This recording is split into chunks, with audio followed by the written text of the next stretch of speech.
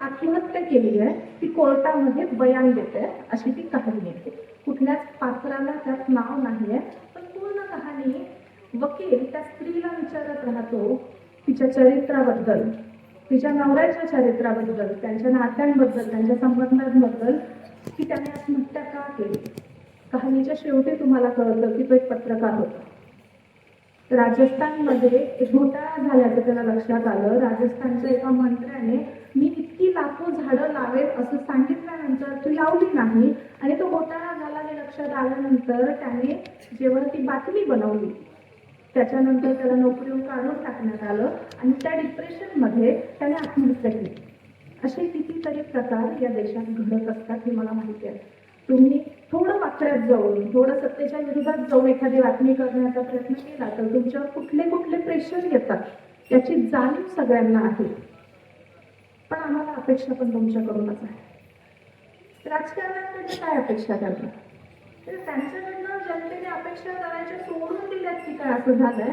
पण या देशात तुम्हाला गॅरंटी घेऊन सांगते, 100 दिवस प्रत्येक पत्रकाराने जर सत्य पत्रकारिता केली, सगळं खरं दाखवलं, कुठल्या सत्तेच्या बाजूने नाही, कुठल्या विरोधात नाही, फक्त सत्य दाखवलं, तर तुम्हाला सांगते या देशात कुठल्याच रिव्हॉल्युशनची गरज पडणार नाही. इतका हा देश बदलून जाईल.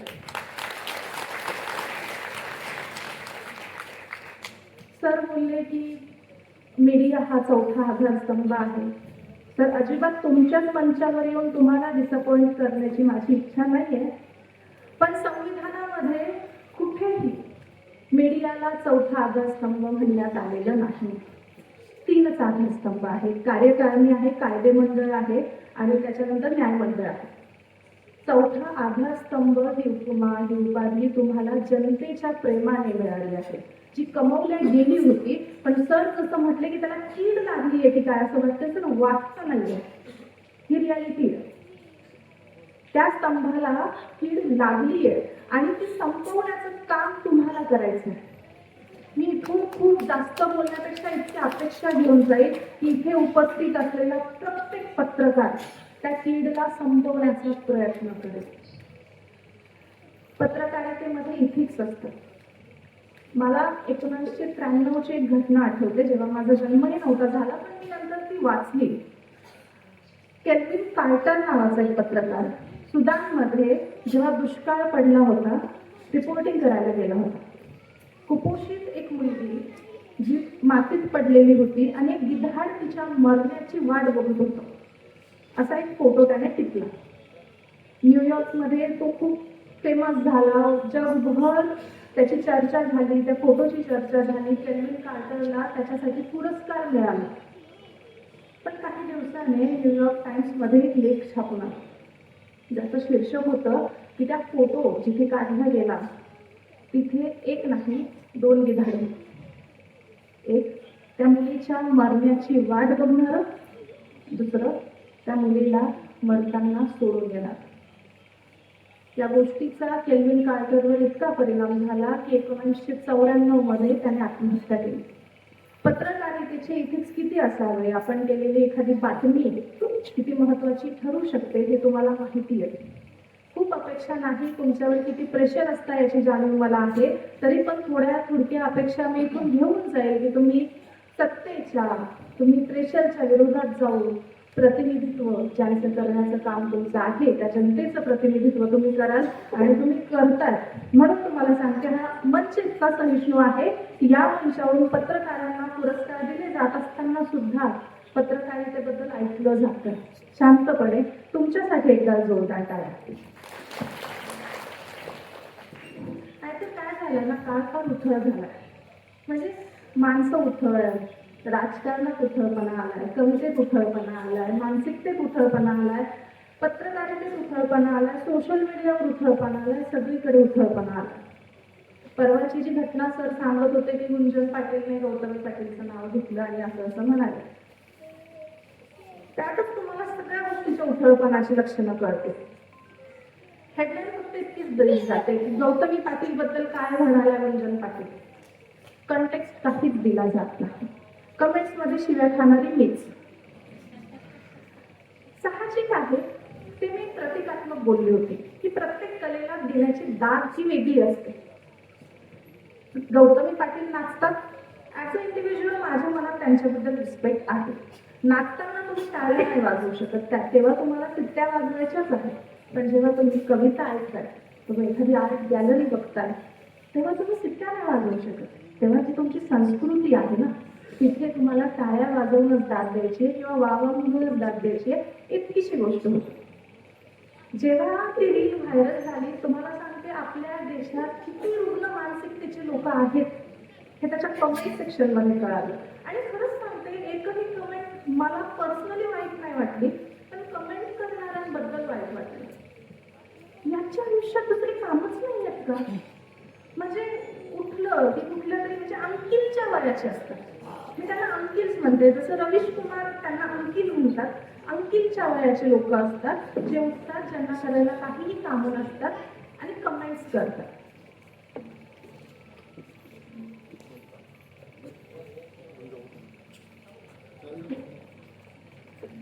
आणि कमेंट्स करतात. कधी तर वाईट वाटतं, या देशात किती रिकामटेकडे लोक आहेत, म्हणजे किती रिकामटेकडेपणा असावा, किती उथळपणा असावा. आणि हा उथळपणा या समाजातला संपवण्याचं काम तुमच्याकडे आहे. अपेक्षा केवळ आणि केवळ पत्रकारांकडून आणि मीडियाकडूनच उरलेली आहे, म्हणून तुमच्याकडे अपेक्षा घेऊन आली.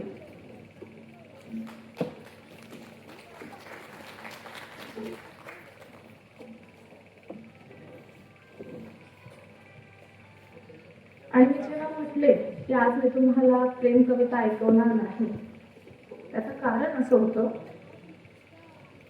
की मला जाणीव आहे तुम्ही अधिक उंचीच्या कविता समजू शकाल, त्यापेक्षाही उंचीच्या कविता तुम्हाला समजतील. कधी कधी काय होतं ना की समोरच्या लोकांनुसार तुम्हाला कविता घ्याव्या लागतात, कधी कधी त्यांचं मनोरंजन करावं लागतं. पण मला नेहमी वाटतं की कवितेचा धर्म हा केवळ हसवण्याचा नसतो, कवितेचा धर्म हा मनोरंजनाकडून प्रबोधनाकडे घेऊन जाण्याचा असतो. म्हणून मी लिहिलं होतं की इतकेच कवितेने या काळाला दान द्यावे, इतकेच कवितेने या काळाला दान द्यावे, भटकत्या पावलांसाठी भान व्हावे. इतकेच कवितेने या काळाला दान द्यावे, भटकत्या पावलांसाठी भान व्हावे. माणसातला हा दुरावा सलतो मला, माणसातला हा दुरावा सलतो मला, माझ्या कवितेतून हे अंतर मिटावे, माझ्या कवितेतून हे अंतर मिटावे. मला माहिती आहे मी फार ज्ञान पाझरत बसणार नाहीये, तुम्ही माझ्यापेक्षा ज्ञानी लोक आहात. हे तर तुमचं मोठेपण आहे की कालच्या आलेल्या मुलीला तुम्ही तुमच्या समोर उभं केलंय आणि मला बोलायची संधी दिली आहे. पण एक कविता तुमच्या समोर घेते, जी प्रेम कविता नाही आहे, पण मला नक्की खात्री आहे पहिल्यांदा मी कविता घेते आणि मला भरभरून दाद तुमच्याकडून येईल. कवितेला शीर्षक तुम्ही तुमच्या मनाने देऊ शकतात की खरे असण्याचे असतात तोटे. तुम्हाला पर्सनली हे फील होईल पत्रकारितेत काम करत असल्यामुळे की खरे असण्याचे असतात तोटे, लावा मुखवटे व्हा खोटे. खरे असण्याचे असतात तोटे, लावा मुखवटे व्हा खोटे, गळा आवळून स्वजनांचा कर्तृत्व गाजवा व्हा मोठे. गळा आवळून स्वजनांचा कर्तृत्व गाजवा व्हा मोठे. हा वेगळाच काळ आहे, धूर्त लांडग्यांसाठी सुकाळ आहे. हा वेगळाच काळ आहे, धूर्त लांडग्यांसाठी सुकाळ आहे. ज्यांनी तोडले हरणाचे लचके त्यांना न्याय तात्काळ आहे.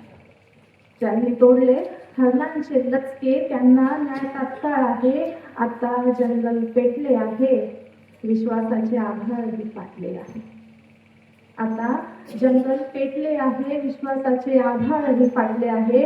हे सर्वस्व गमावण्याचे दुःख नाही, सर्वस्व गमावण्याचे दुःख नाही, साधूच्या वेशात गुंडांनी लुटले आहे.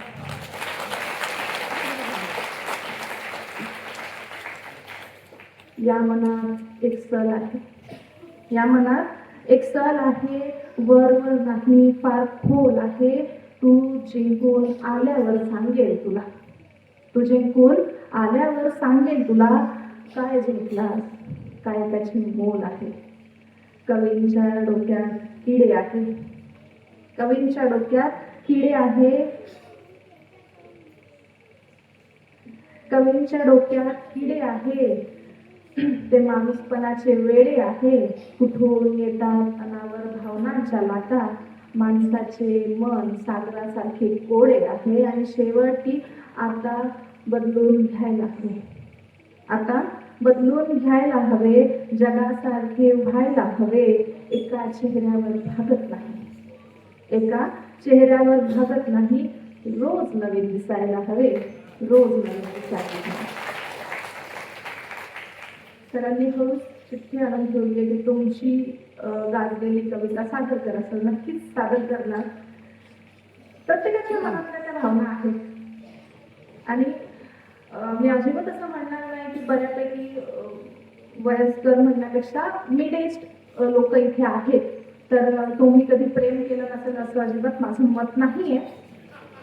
तुम्ही अजूनही करत असाल तेही मला माहित नाहीये, पण केलं पाहिजे. माणसाने प्रेम केलं पाहिजे. आपण नक्कीच ती कविता घेऊ, पण तुमची कॅपॅसिटी असेल तर अजून एक कविता घ्यायची नवीन, की थोडे थोडे जगण्यासाठी लोकांना मरताना पाहिलं. थोडे थोडे जगण्यासाठी लोकांना मरताना पाहिलं. एक क्षण चुकताच होत्याचे नव्हते करताना पाहिलं. थोडे थोडे जगण्यासाठी लोकांना मरताना पाहिलं. एक क्षण चुकता होत्याचे नव्हते करताना पाहिलं. तुझा एक प्याला पुरे मला जास्त माझी तहान नाही. तुझा एक प्याला पुरे मला जास्त माझी तहान नाही. मस्तवाल सागराला मी ओसरताना पाहिलं. मस्तवाल सागराला मी ओसरताना पाहिलं. मला तुमच्या नैतिकतेचे गोड कौतुक नका सांगू. मला तुमच्या नैतिकतेचे गोड कौतुक नका सांगू. साधूच्या वेशातील चारित्र्य मी घसरताना पाहिलं. पुढे की प्रेमावर नसतेच मालकी गरीब श्रीमंतांची. की प्रेमावर नसतेच मालकी गरीब की श्रीमंताची. मायेच्या पदराला मी आकाशभर पसरताना पाहिलं. त्या मायेच्या पदराला मी आकाशभर पसरताना पाहिलं. आणि तुला तुझ्या कराराची आठवण कशी देऊ. तुला तुझ्या कराराची आठवण कशी देऊ. तू ऊस बदलली की तुझे स्वप्न विसरताना पाहिलं. कुठलेच GPS सांगू शकत नाही तुझा ठाव ठिकाणा. कुठलेच GPS सांगू शकत नाही तुझा ठाव ठिकाणा. तुझ्याच दारात लोकांना तुझा पत्ता विचारताना पाहिलं. तुझ्याच दारात लोकांना तुझा पत्ता विचारताना पाहिलं. आणि सत्य न्याय निष्ठावाल्यांची राष्ट्रभक्ती माहिती आहे. या सत्य न्याय निष्ठावाल्यांची राष्ट्रभक्ती माहिती आहे. ज्यांना ज्यांना संधी मिळाली त्यांना घर भरताना पाहिलं.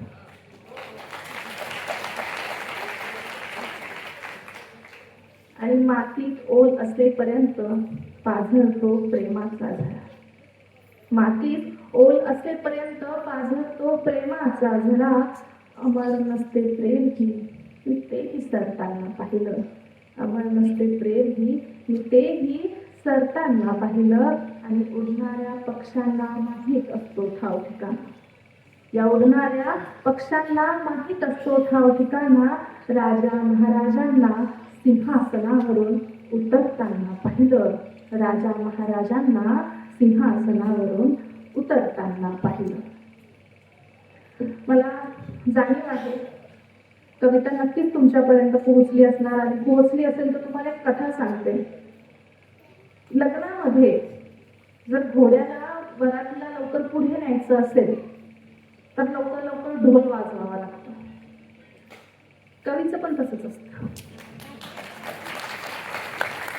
तुम्हाला लवकरच प्रेम कविता ऐकायची असेल आणि खरंच माझ्या प्लेलिस्टकडे पण मी लक्ष देऊन बघते तर प्रत्येक कवितेची दाद ती टाळ्या शिट्ट्या नसतात. ती आलेली आह असते ना खालून ती येते दादमध्ये. खरंच तुमच्या या छान दादसाठी धन्यवाद देते. आणि तुमच्या माझ्या आवडीची कविता तुमच्यासमोर घेते. त्याआधी एक शेर असा की प्रेमासाठी वेडी डोक्यात खूळ आहे. मी मूळ जळगावची आहे, एवढं लक्षात ठेवा हा.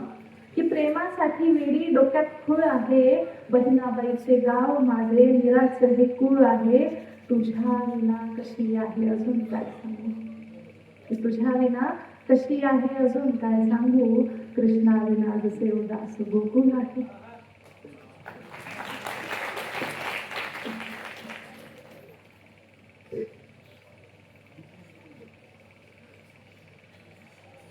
कवितेचं शीर्षक आहे शीड हरवलेली नाव. खात्री आहे कधी ना कधी प्रत्येकाच्या आयुष्यात असा प्रसंग आलाच असेल जेव्हा त्यांना त्यांच्या प्रियकराला कोणाचं तरी होताना बघावं लागलं किंवा प्रियसीला कुणाचं तरी होताना बघावं लागलं. साधारण महिलांच्या आयुष्यात हा क्षण एकदाच येतो. पुरुषांच्या आयुष्यात बऱ्याच वेळा येतो. म्हणजे माझं एक दादा खूप छान सांगतो की काही लग्न जेवलो, काही डोळ्यात जेवण पण गेलो, नंतर बारशाला पण जावं लागलं. आता ते खांद्यावर आलं की मामा म्हणताय. तसा प्रसंग प्रत्येकाच्या आयुष्यात येतो. माझ्या पण आला असेल किंवा काल्पनिक असेल, तुम्हाला जे समजायचं समजा. कवितेचं शीर्षक आहे शीड हरवलेली नाव. की काय सटवाईच्या मनी आलं की तिला असा हिशोब काढला. काय सटवाईच्या मनी आलं की तिनं असा हिशोब काढला. या बाणूचा लाडू तिनं त्या म्हाळसाच्या पाट्यात वाढला. ज्याच्यावर हक्क सांगत गर्व केला, आता त्याच्याच लग्नाला जायचं होतं. ज्याच्यावर हक्क सांगत गर्व केला, आता त्याच्याच लग्नाला जायचं होतं. आपण चापून चोपून नीट केलेलं बाळ दुसऱ्याच्या खुंटीला पाहायचं होतं. मग ठरवलं जे समोर आहे त्याला थेट भिडायचं. जे समोर आहे त्याला थेट भिडायचं आणि आपण नाही, जो सोडून गेला त्याला आपल्यासाठी रडायचं. पोटातली कळ जरा दाबून धरली, एक सारी ठासून नेसली. पोटातली कळ जरा दाबून धरली आणि एक सारी ठासून नेसले. आणि जितके शक्य होईल तितके मेकअप चेहऱ्यावर फासले. म्हटलं दाखवून देऊ, बघ तू काय गमावलं. हवाई जहाज सोडून तू हे टमटम कमावलं. हवाई जहाज सोडून तू हे टमटम कमावलं. पण त्याला तिच्यासोबत पाहून मी कावरी बावरी झाले. त्याला तिच्यासोबत पाहून मी कावरी बावरी झाले. स्वप्न रंगवली होती, हळदीच्या अंगाची नवरी झाली. भानावर आले, डोळे पुसले, मेकअप सारा पुसून गेला. भानावर आले, डोळे पुसले, मेकअप सारा पुसून गेला. पाजी सारा आत्मविश्वास दोन डोळ्यातून घसरून गेला. रडून पडून गळा फाडून काही केल्यास भागत नाही. रडून पडून गळा फाडून काही केल्यास भागत नाही. आणि ते कुणाचंही असो ते शब्दाला लागत नाही.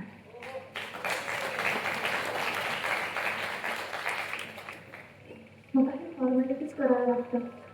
स्टेजवर जावं लागतं, एक छोटंसं गिफ्ट घेऊन भेटावं लागतं, एक सोबत फोटो काढावा लागतो. गेले, नजरेस नजर झाली, डोळ्याची बात हटत नव्हते. नजरेस नजर झाली, डोळ्याची बात हटत नव्हते. आणि माझी ओळख करून देताना त्याला शब्दही फुटत नव्हते. पण मीच म्हटलं मी वर्गमैत्रीण, माझं नाव बानू आहे. मी वर्गमैत्रीण, माझं नाव बानू आहे. मी मारलेली बहीण आणि तूच याची जानू आहे. तो जरा हसला आणि तिचा हात हातात घेतला. तो जरा हसला आणि तिचा हात हातात घेतला. एक काटाच रे माझ्या काळजात रुतला. वेळ मारून येण्यासाठी मला विचारतो की कशी आहे. वेळ मारून येण्यासाठी तो मला विचारतो की ही कशी आहे. म्हटलं तुझ्यासारख्या गोल कपासाठी हीच योग्य बशी आहे. काय करणार, आजही तुझा पडलेला चेहरा पाहवत नाही. आणि ज्याला आपलं म्हटलं त्याला धीर दिल्याशिवाय राहवत नाही. जाताना जेवून जा. हे तुम्हाला नाही सांगत आहे, कविता ऐकून. जाताना जेवून जा असं तू सांगून दिला आणि मग मी दाबून गुलाबजामुन खाण्याचा निर्धार केला. खरं सांगू, एक घासही घशाखाली उतरला नाही आणि तिच्यासोबतचा त्याचा फोटो अजूनही डोळ्यातून ओसरला नाही.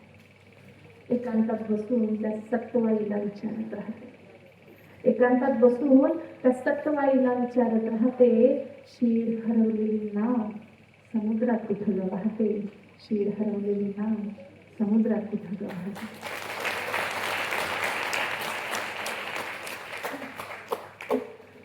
मला खात्री आहे तुमचं आता समाधान झालंच असेल. प्रेम कविता नाही तर विरहाची कविता ऐकून तरी तुमच्या आठवणी ताज्या झाल्या असतील. आणि गरजेचं आहे, तुमचं काम जितकं तणावाचं आहे मध्ये मध्ये हे जरा हसत राहणं गरजेचं आहे तुमच्यासाठी. माझी शेवटची कविता तुम्हाला ऐकूया त्याआधी तुमच्या सर्वांसाठी एक दुष्यंत कुमारांच्या 4 ओळी घेते आणि त्या ओळीसोबत तुमच्याकडनं अपेक्षा घेऊन जाईल की हो गई है फिर पर्वत सी अब पिघलनी चाहिए, कि हो गई है फिर पर्वत सी अब पिघलनी चाहिए, इस हिमालय से कोई गंगा अब निकलनी चाहिए, मेरे सीने में नहीं तो तेरे सीने में सही, मेरे सीने में नहीं तो तेरे सीने में सही, वो आग कहीं भी पर ये आग जलनी चाहिए, पर ये आग जलनी चाहिए.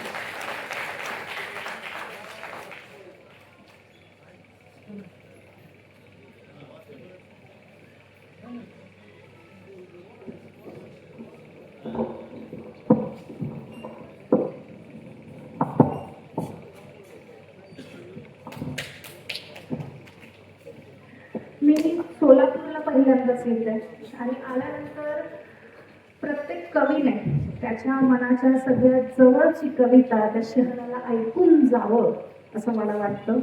मंचावर खूप साऱ्या स्त्रिया बसल्या, महिलांची संख्या बऱ्यापैकी इथे आहे, पुरस्कार प्राप्तींमध्ये महिला आहेत आणि जेव्हा त्यांना बघते तेव्हा मला माझी कविता आठवते. कवितेचं शीर्षक आहे मला आई व्हायचं नाही. आणि जेव्हा ही कविता घेण्यासाठी डायसला सोडून पुढे येते त्यामुळे मला खूप ठामपणे हे मत व्यक्त करून जायचं आहे तुमच्यासमोर की मला आई व्हायचं नाही. ही कविता मी जेव्हा जेव्हा कुठे घेते त्याच्यानंतर मला कमेंट्समध्ये सांगितलं जातं की तुला आई व्हायचं नाही म्हणजे काय. तर मी सांगून देते की मला बायोलॉजिकल आई व्हायचं आहे. मला फक्त पिढ्यानपिढ्या आम्हाला शिकवल्या गेलेली आई व्हायचं नाही. दातृत्व आणि मातृत्वाच्या नावाखाली आईला करायला लावलेले सॅक्रिफायसेस मला करायचे नाहीये, मला ती आई व्हायचं नाहीये असं त्या कवितेचा अर्थ आहे. पुन्हा मिसअंडरस्टँडिंग होऊन कमेंट सेक्शनमध्ये मला खूप साऱ्या शिव्या खाऊ लागू नाही म्हणून हे आधीच क्लिअर केलं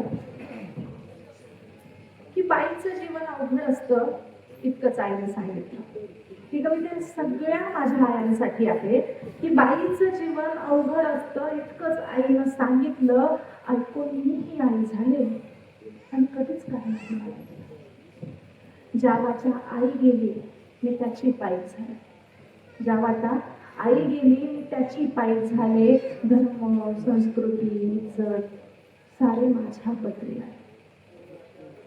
लेक घराची अस्मत असते बाबा नेहमी सांगायचे, लेक घराची अस्मत असते बाबा नेहमी सांगायचे. मी मुक्याने मान डोलवी कधीच काही नाही मागायचे.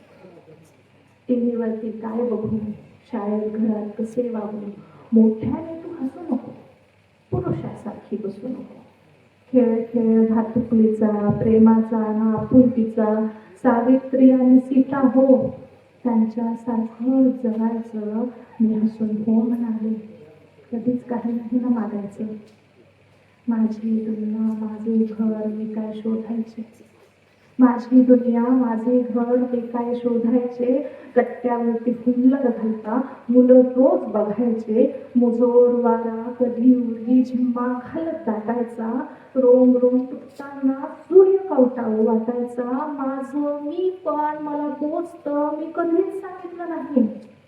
माझं मी पण मला पोचतं मी कधीच सांगितलं नाही. माझा झरा माझा पाऊस मी कधीच मागितला नाही. कधी वाटे बंध तोडून मोकळे होऊन जरा जगू, कधी वाटे बंध तोडून मोकळे होऊन जरा जगू, आई पण जरा राहू दे, बाबा होऊन का बघू. बाबा नसताना मी त्यांची पॅन्ट घालायची, आई फार हसायची आणि बाबा म्हणून बोलायचे, वेळेप्रसंगी पुरुषासारखी उभी असतेच ना बाई, वेळेप्रसंगी पुरुषासारखी उभी असतेच ना बाई, मग शोधून का सापडत नाही बाबामध्ये माझी आई. या स्त्री पुरुष समानतेच्या रोजच शिकते भाकर कथा, या स्त्री पुरुष समानतेच्या रोजच शिकते भाकर कथा. कोमल चेहऱ्यावर ऍसिड फेकलं, तो हात कुणाचा होता. मी विश्वाची जननी आहे, मला रोज कळते, मी विश्वाची जननी आहे, मला रोज कळते, मग स्टोच्या भडक्याने बाईच का जळते. तुमच्या पोथ्या तुमचे पुराण तुमचे सारे चमत्कार, तुमच्या पोथ्या तुमचे पुराण तुमचे सारे चमत्कार, भाषणांना तूप येतो जेव्हा घडतात बलात्कार. वर्गामधला गुरु सुद्धा कोपऱ्यामध्ये नट होतो, वर्गामधला गुरु सुद्धा कोपऱ्यामध्ये नट होतो, गरज नसताना पाठीवरती शाबासकीची थाप देतो. संस्कृतीच्या नावाखाली माझे अंग अंग झाकतात, संस्कृतीच्या नावाखाली माझे अंग अंग झाकतात आणि उंच महालिकाला म्हणून कोठ्यावरती उभं बघतात. बिकनीवरचा फोटोशूट, तो बिकनीवरचा फोटोशूट संस्कृतीचं काय झालं. व्यापाऱ्याचा माल विकण्यात तुम्ही तिला पण नागरं केलं. स्त्री स्वातंत्र्याचा खेळ सारा मलाही आता कळतो आहे, हा स्त्री स्वातंत्र्याचा खेळ सारा मलाही आता कळतो आहे. बाप भाऊ पती प्रेमी कोण म्हणून छळतो आहे. माझ्यामध्येही आहे भूक, माझ्यामध्येही उपनते एक नदी, बांध तोडून वाहिले तर हाहाकार माझे. अन बाईनं मायेची ऊब देणं बंद केलं तर तुमच्या सूर्याला थंडी वाजते. तुम्ही शिकवलं, मग तुम्ही शिकवलं बाईला बाईपणाचं कौतुक, आता ती त्याच्यातच मग्न राहते आणि तुमच्या सडलेल्या संस्कृतीचं प्रेम हे पत्रात लपवून पाहते. आईने माझे राणी सुंदर प्रेमळ असते बाई, आईने माझे राणी सुंदर प्रेमळ असते बाई, तिच्यावरी वात्सल्यता सृष्टीची ती उत्तरदायी. मी म्हणाले माझी आई तू जरी झालीस बाई, मी म्हणाले माझी आई तू जरी झालीस बाई, माझ्या कुशीत अंगार घेतो, मला आई व्हायचे नाही, मला आई व्हायचे नाही. खूप खूप धन्यवाद तुमचे. तुम्ही जी खरंच ही कविता ज्या प्रकारे ऐकल्या गेली पाहिजे तशी ऐकल्या गेली आहे, लक्ष देऊन जसं डोळ्यात पाणी आणल्यासारखं ऐकत होते, त्यासाठी धन्यवाद. इथे उपस्थित असलेले करुणा शिवकिरण, त्याच्यानंतर तेजस्विनी कदम, असलम चौधरीजी, त्याच्यानंतर ॲडव्होकेट दत्तात्रय खडकरे सर, तर तुमची साईन झाली आहे. त्यानंतर Balasaheb Tambule sir, Pramod Awtade sir, Jyotsna Patil madam, या सगळ्यांचे आणि तुमच्या आयोजकांचे खूप खूप आभार. गायकवाड सरांचे खास आभार. त्याच्यानंतर जनसंवाद न्यूज नेटवर्क आणि आपली चळवळ, तुमचेही आभार, खूप आभार. मला हा मंच दिला आणि या मंचावर आल्यानंतर मुक्तपणे मला तुमच्याकडनं आणि पत्रकारितेकडनं काय अपेक्षा आहे सांगितलं आणि तुम्ही ऐकून घेतलं. आणि मला नक्की अपेक्षा आहे की ती जी उमेदची किरण असते, ती जी आग असते, ती इथूनच जळेल आणि पत्रकारितेचं जे मुख्य काम आहे ते केलं जाईल, याच अपेक्षा तुमच्याकडून घेऊन जाते आणि त्यासाठीच तुम्हाला एक पुरस्कार मिळत आहे. त्यासाठी तुमचं अभिनंदन करते. खूप खूप धन्यवाद.